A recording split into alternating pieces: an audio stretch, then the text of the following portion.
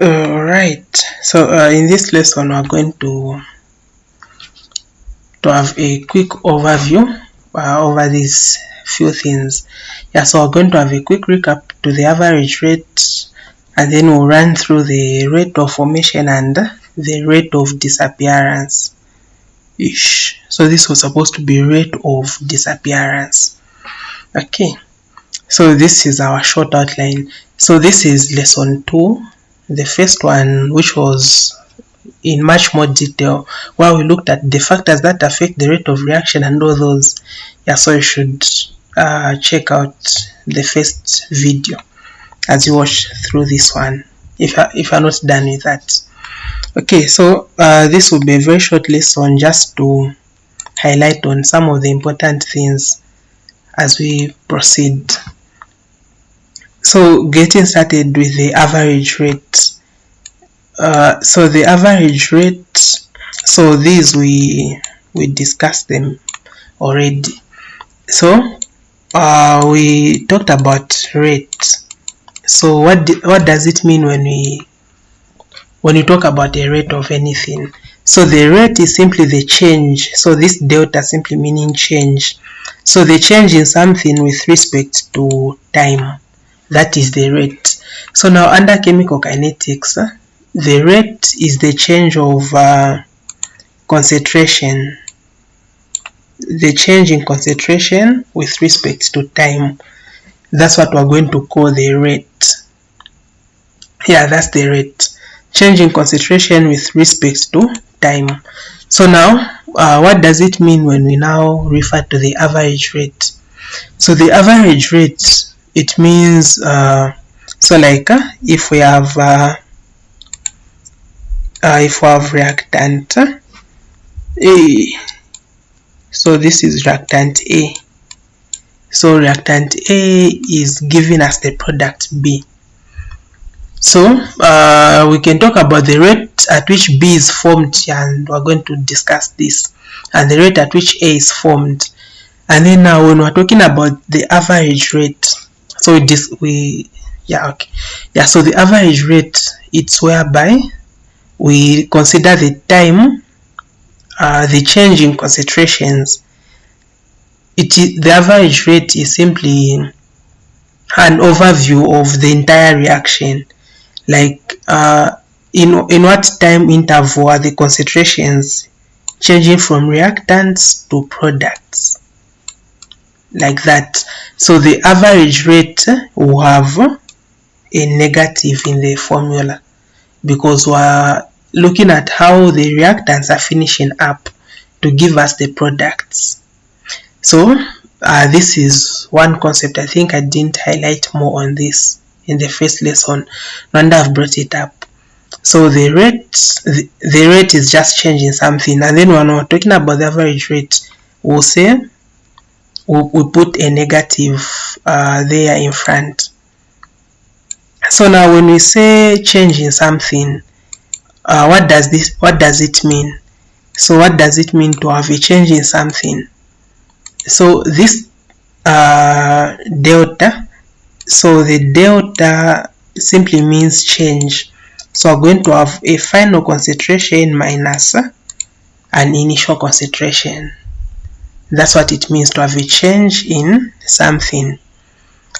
So straight away, let's have an example.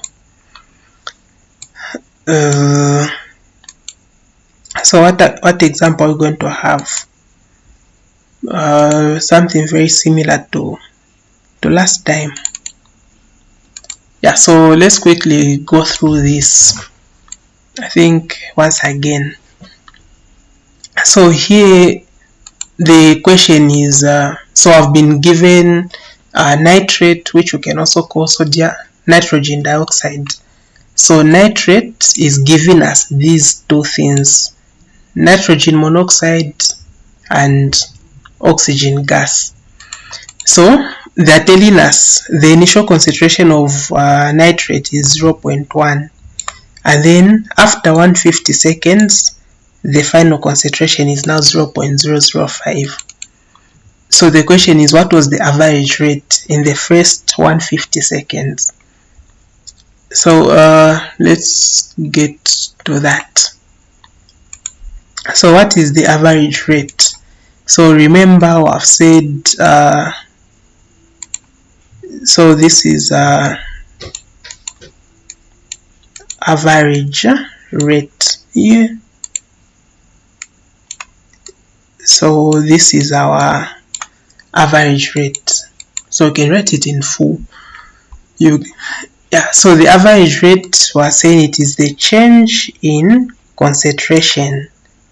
So previously we were just writing brackets like this, but this time we know what we're dealing with. We're dealing with nitrogen dioxide there. So we say change in concentration of this here. So change in concentration of nitrate with respect to time. And then don't forget the negative in the formula for the average rate.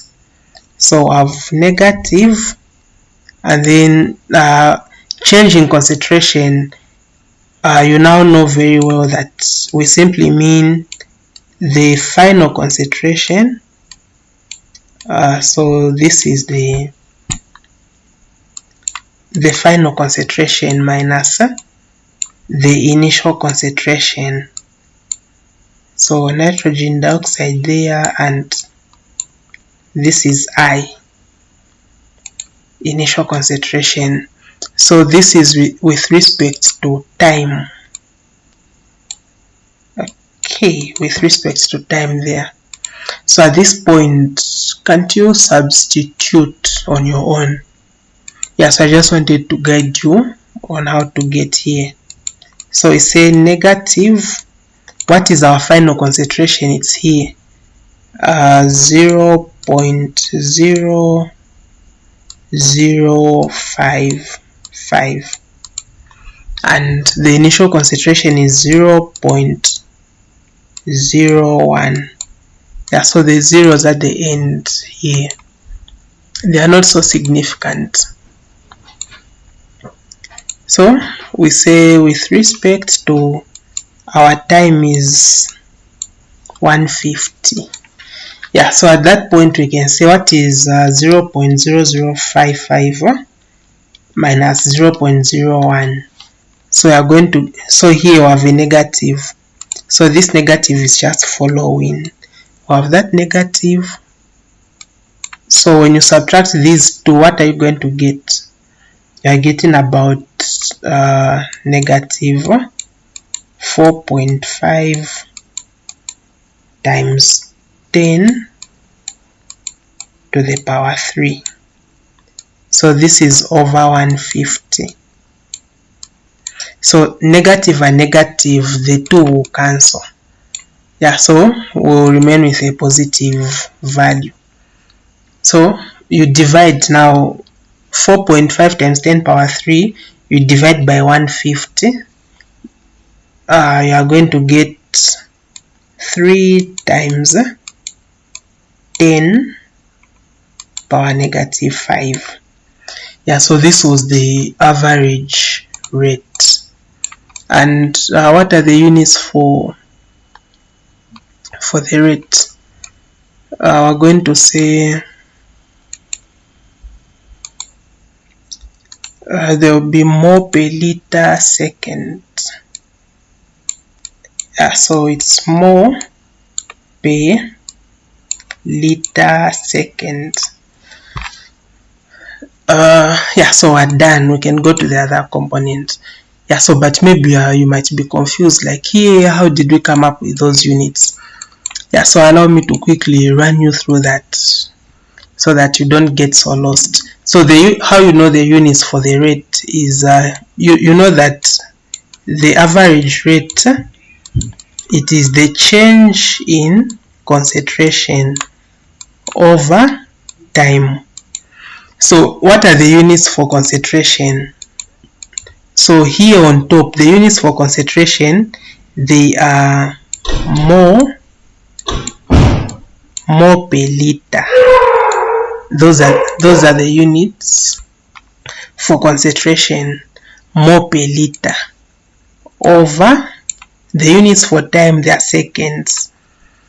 So if you rearrange this, it simply means you have mole over liter, and then it's mole over liter is dividing seconds. Yeah, so this big dash has just changed to division symbol. Yeah, so and then at this point we can say we're going to have mole per liter times, when we have a times, so here this was like it's over 1. So when we have a times, when it changes to multiplication, it's going to be 1 over s. So, and the final units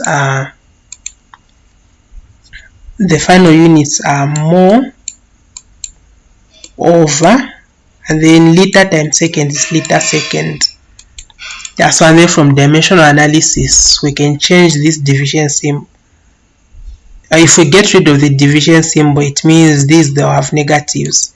So like we can have, we can write it like this, mole per liter second.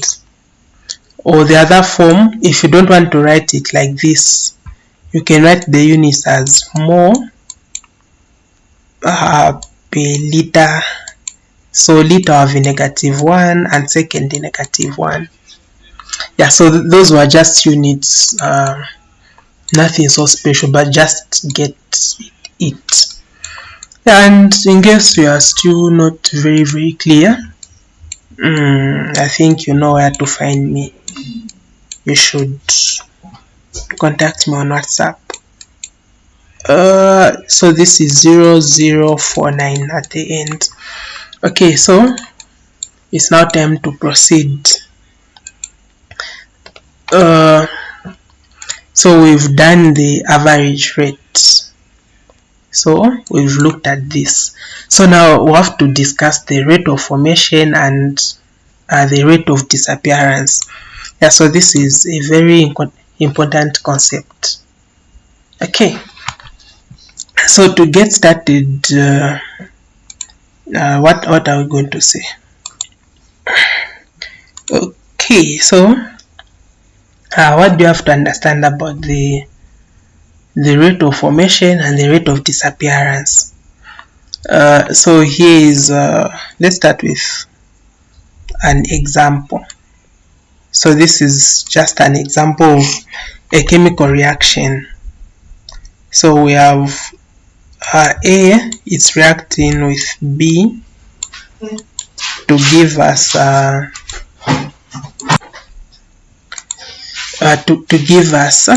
C and D.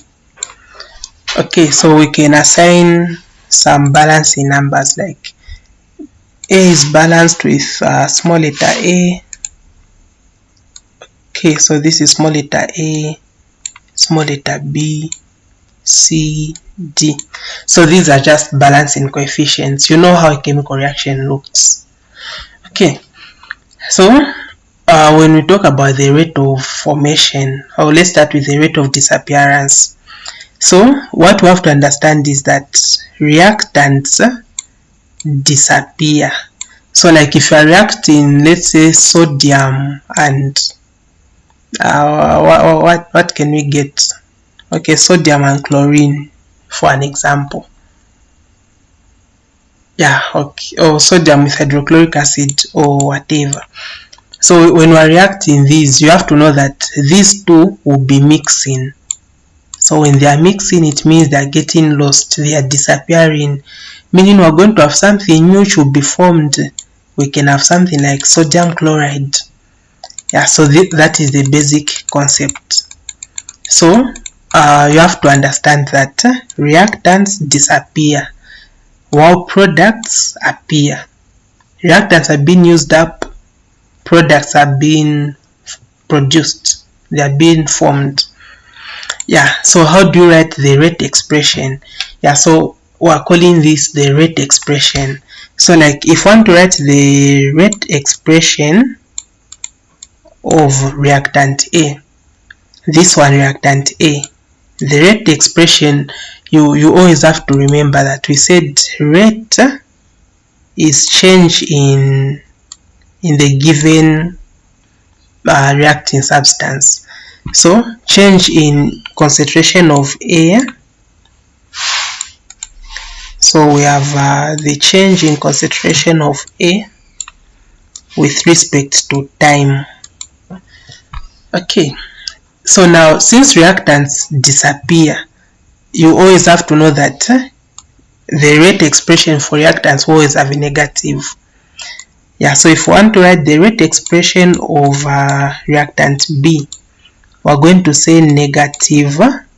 So always remember to start with a negative and then change in the reactant, which is B, with respect to time.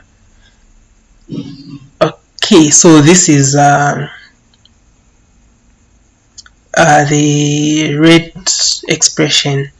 Yeah, so I was just introducing, like, first to remember very well the rate. You know that it is change with respect to something. Yeah, so this is what we call the rate of formation. Oh, sorry, this is the rate of disappearance, because these two, they are disappearing. Okay, so reactants always have a negative. What about products? So the rate of products, so products are being formed, so they won't have a negative in front of them. So like we're just going to write, like here for C, we'll simply write change in concentration of C over with respect to time. Yeah, you can say over time. And then even for D, we'll simply write change in concentration of reactant D with respect to time. Yeah, so these are rate expressions. So this is the rate of disappearing. These two, they are disappearing. These two, they are being formed. Yeah, I think that is very, very, very clear. So now, balancing numbers, they should now come into play. So these stoichiometric coefficients, they are part of the rates of formation. So I want you to be writing in this manner. Okay, so that it will be very easy. Yeah, so this is a way I came up with to help you answer questions nicely. We're going to have a few practice questions. Okay, so like if we want to write now the full rate of formation, we'll start with reactant A. So we have to consider the stoichiometric coefficient. We're going to say 1 over A, and then in brackets, that's when we put the rate of formation. So the rate of formation, we said is negative. Change in A, yeah, so change in concentration of A with respect to time. Yeah, so this is a very good way of writing this. So this is with respect to time. So what I've avoided is having this negative to be outside there. It can lead to some kind of errors or complications, or like you can be confused or something like that. So if they tell you that the rate of formation of A, like if they tell you that it's 0.5 molar per second, it simply means that everything here, it's 0.5. Yeah, so I hope I'm making sense. Yeah, so this is the rate of so always remember, reactants, they are disappearing, so the rate of disappearance. So the rate of disappearance, it's 1 over A, which is the stoichiometric coefficient. 1 over A, and then we put this. So let's get that example which we had, so that you understand it more practical. Okay, so let's look at this. So like if you look here, nitrate is the reactant, so meaning it's disappearing. So if we were to write the rate expression, we're going to say the rate is equal to, we'll say what is the balancing number, it's 2, so we say 1 over 2, and then that's when we open the brackets, and then we put the rate of disappearance. So we say negative change in concentration of nitrate over time. So over time, like this. So don't get confused here. So I've just introduced this outside the balancing number, and then the rest is the same. You know where the negative is coming from, you know where this is coming from. Like you just say change in this here. So, and then if you are given, if they say the rate of disappearing of nitrate is something like, they give you 0.6, it simply means where there is everything for this here, where there is everything here, we put 0.6. I think I've now talked a lot about that. We'll now go to an example. So like these are forming, they are being produced. So if I were to write the rate of formation, like for nitrogen monoxide here, we're going to say the rate of nitrogen monoxide will be, the balancing number is also 1 over 2, because the coefficient is 2. And then since these are products, we don't include the negative, we just say change in that product, nitrogen monoxide over time. So take your time to go through this video. So we've that's what I wanted to share with you. So now we can have a few of some practice questions. Let's start with this one. In the previous lesson, this was given as an exercise. I don't know if we solved it. So let's quickly go through it. So is this clear enough?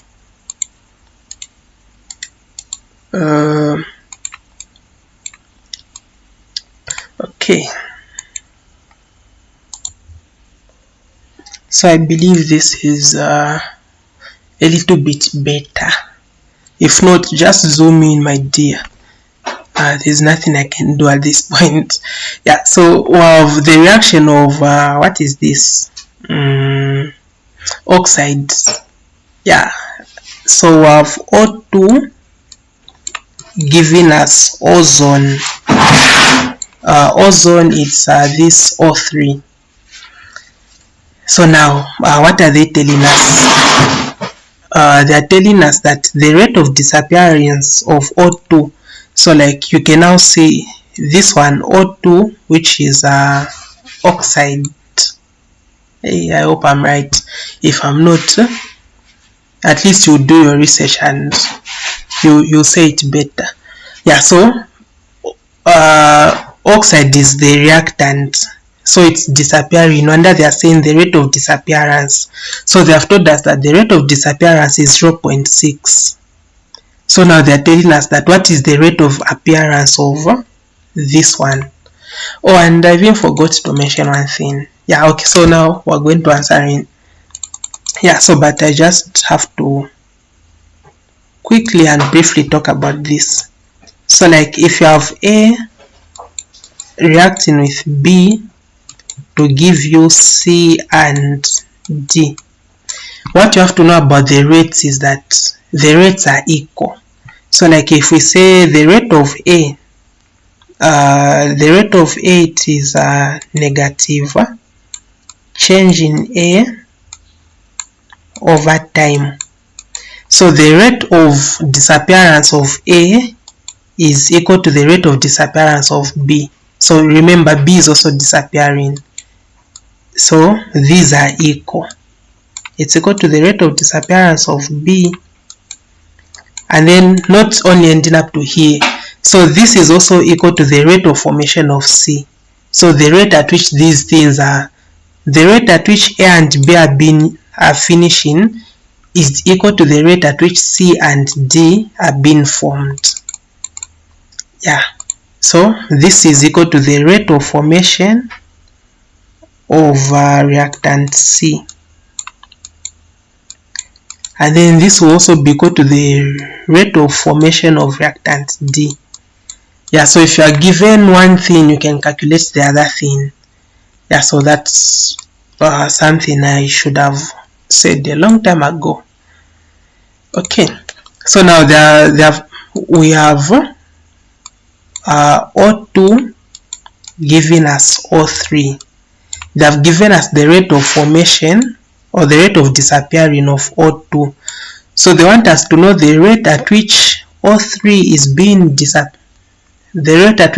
disappearing. So we're going to remember the relationship. So we're going to say what is the rate of this O2. So remember it as a coefficient. So we're starting with 1 over 3. So 1 over 3, you open your brackets. Since this is a reactant, it will have a negative. So negative O2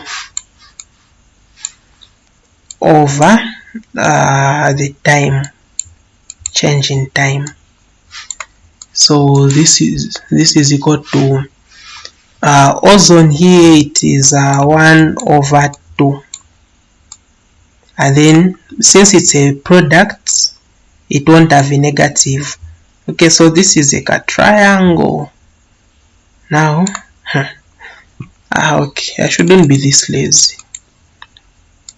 So this is change in concentration of O3 with respect to time. Okay, so I've just related this to that. So let's substitute what we have. What do we have? They have given us that the rate of disappearance of O2 is 0.6. So this means that everything here in brackets, it's 0.6. And then we'll be able to find the rate of this. So we're going to say this is 1 over 3. And then the rate of disappearance, they said it's 0.6. So everything here is 0.6. So we have our 0.6, it's equal to 1 over 2 change in ozone. So I have this. So we can simplify here. What is 0.6 divided by 3? Yeah, so here it simply means 1 times this is this, and then divide by 3. So we're getting 0.2. This is equal to 1 over 2 and the rate of formation.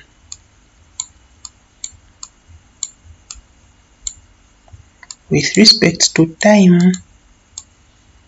Okay, so the aim is just to make this in here the subject of the formula, because everything here, that is what it means to have the rate of formation. So the question is find the rate of formation, or here they are saying appearance. Can you see there? Okay, yeah, so they are saying appearance, which is just formation.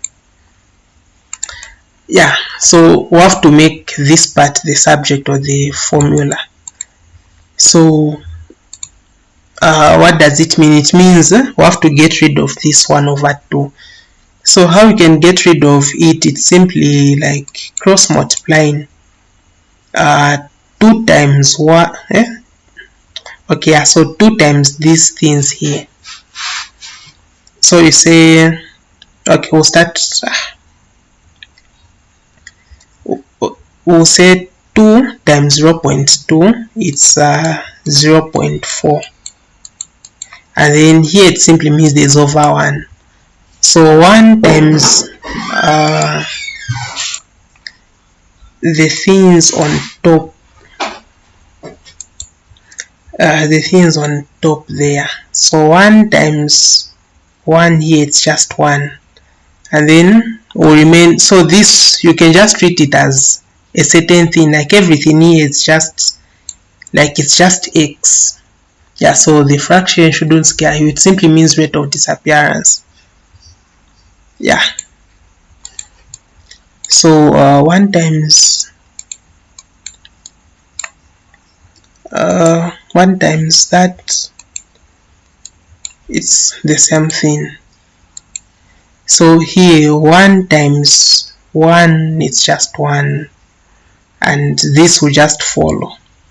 So change in O3 with respect to time. Yeah, so this was the change. And then you can look at the units. You can go back to the question. So the units were given as moles per liter, or is it? Yeah, moles per liter second. Yeah, I think you even know this formula now. Mole per liter second. Yeah, so this was it. This was the final.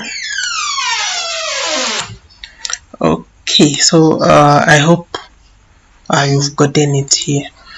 Yeah, so I don't like feeling insecure whereby I'm like, I hope people have understood. Yeah, so just a quick one of another way in which you can solve this. At this point, you can simply say, to get rid of 1 over 2, you multiply everything by 2. Yeah, so you multiply everything by 2, so that you say 2 times 0.2, you get the value you get. And then 2 times here, it means you are going to have 2 over 2, and 2 over 2 is 1. Yeah, so I think we can quickly proceed. So here, if you had 3, you can multiply everything by 3, meaning you say 3 times 0.2. If you had the 4, just like that. I think I've over-explained myself, but if you are still not clear, how sure, you are free to inbox. Okay, so as we conclude, let's quickly go through something like this. So I've been given the if molecular hydrogen is formed at a rate of 0.168, so they are saying the rate of formation of hydrogen is 0.168. So this is our hydrogen. So always remember, products are formed, reactants are disappearing, or they are being used up. Yeah, so they are saying hydrogen is being formed at this rate. What is the rate of potassium being produced? Which is here. Yeah, so just to go over it quickly. So remember, you can equate any of these. Yeah, so you can equate any of these, and then you'll find your answer. So we have been given this. So want to find the rate at which this is produced. You can even be told to find the rate at which this is being used up, or the rate at which it's disappearing. Okay, so let's answer the question. what is the rate of phosphorus at which it is being produced. So we're saying the change of rate of phosphorus, so that with respect to time. So there is no balancing number in front, so it simply means there is 1/1. So we usually don't show 1/1, so but we can write it here. So this is P, phosphorus. So we say this is equal to we have 1/6. There is 6. And then products on the right hand side, there is no negative, always know that. So the rate of change in hydrogen over time. Okay, so 1/1, we just know it's 1. So the rate of change of phosphorus with respect to time is equal to 1/6. So here, this everything here, it means formation. That's the product. So everything here, it means formation. Even here, everything here, it's been produced, phosphorus. So but if we write pH for the reactants, they are pH 3, then we put a negative because on the left hand side these are reactants and they finish. Yeah, so these are basic things you can't forget. So the rate of the whole lot of this hydrogen, it's 0.168. So you can divide by 0.168. Oh, you say 1 times this, it is this same one, and then you divide by 6.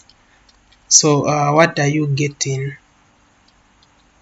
You should be able to get 0.028. Yeah, so those are the units. Oh, this is the rate. We're given molarity per second.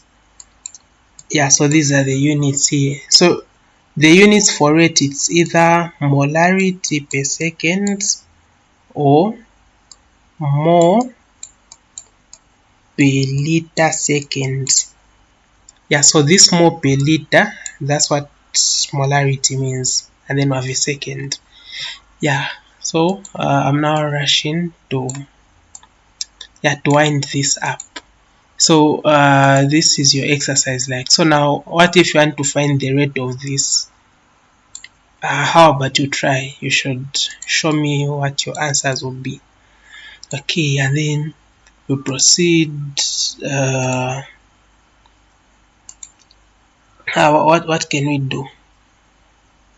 Okay, so let's quickly look at this baby question. Yeah, so we're answering question A2, and then for the others, you'll be able to answer in the other lessons as we go on, when we talk about the first order reaction and the Arrhenius equation, while we talk about activation energy. Yeah, so we're just answering this.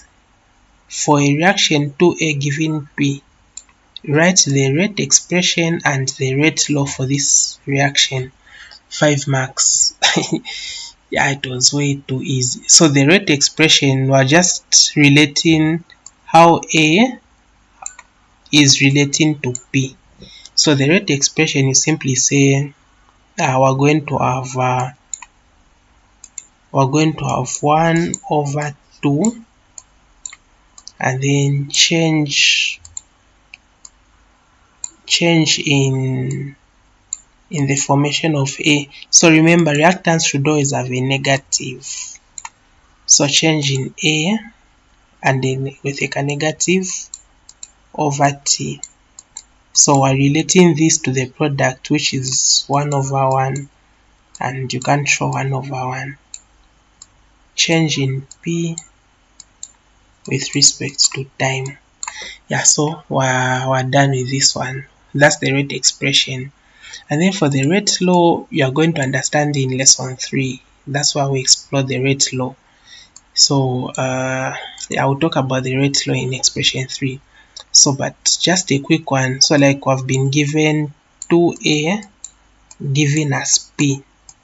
So the rate law, when we write the rate law, as you are going to learn in lesson 3, the rate law is only concerned about the reactants.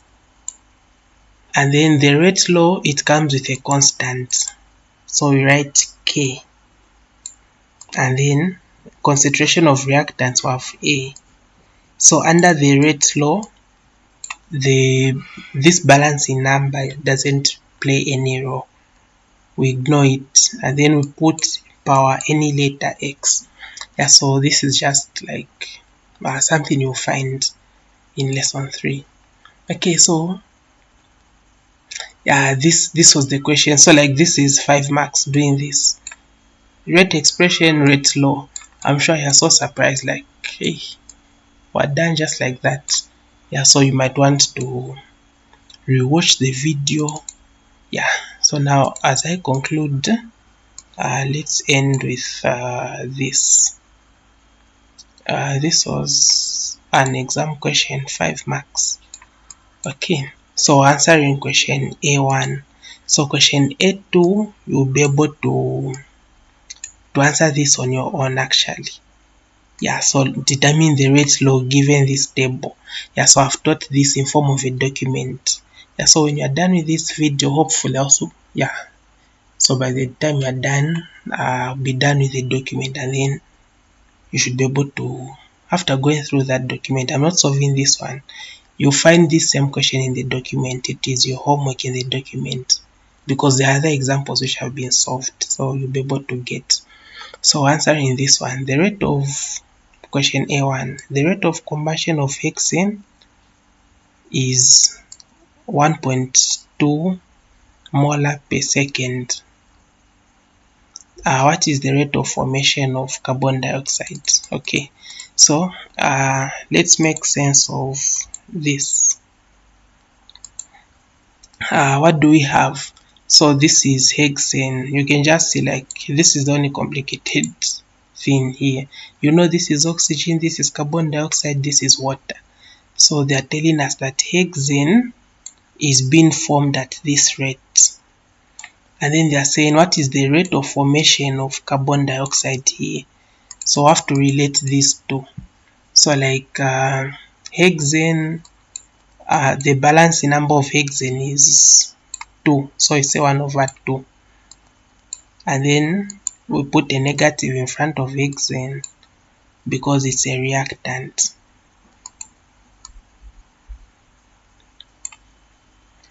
Okay, so change in concentration of hexane, which is C6H14 over time. So at this point you now know that everything here, this is just the rate of change of hexane, which is 1.2.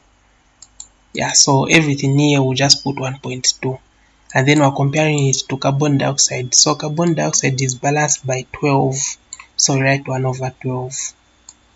And then change in carbon dioxide with respect to time. Okay, so this is 1.2 or 1/2, and then everything here is 1.2. So this would be equal to 1/12, and then we'll have all this. Change in carbon dioxide with respect to time. So here we can simplify. We say 1.2 divided by 2, which is 0.6, is equal to 1/12 change in concentration of carbon dioxide. I don't know if I was saying carbon dioxide. So to get rid of the 12, we cross multiply, or you follow this easy method whereby you multiply everything by the denominator 12. So 0.6 you set times 12, you get 7.2. And then when you say this times this, it simply means they cancel. And then you remain with this. Change in carbon dioxide concentration, blah blah blah. So our answer is 7.2. So we are done just like that. Yeah, so I promised that this would be a short one. I don't know if I kept that. Yeah, but it's not very long. Yeah, so we are done with this lesson. It was more of a review, and yeah, we've tackled what I wanted to touch on. Yeah, so average rate, rate of formation, rate of disappearance, these have been done. So what's next for you is to watch part 3. So this was part 2. So part 3 is in form of a document. You watch the document and then you'll be able to appreciate the rate law. That is on part 3. Okay, so with this we'll end our lesson. I hope you found this quite helpful.